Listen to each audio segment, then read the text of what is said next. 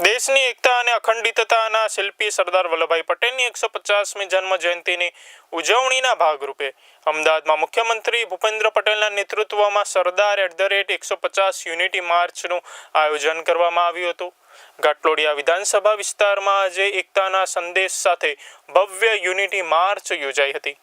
મુખ્યમંત્રી ભૂપેન્દ્ર પટેલે પોતાના વિધાનસભા મતક્ષેત્રમાં આંબલી ખાતેથી આ પદયાત્રાને ફ્લેગ ઓફ આપીને પ્રસ્થાન કરાવ્યું.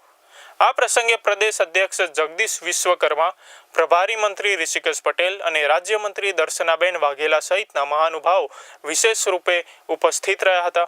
યુનિટી માર્ચમાં જોડાયેલા સૌ નાગરિકોએ સ્વદેશી ચીજવસ્તુઓના ઉપયોગથી આત્મનિર્ભર ભારત નિર્માણના સામૂહિક શપથ લીધા હતા. મોટી સંખ્યામાં યુવાનો અને વિદ્યાર્થીઓ અને નાગરિકો આ માર્ચમાં ઉત્સાહભેર જોડાયા હતા.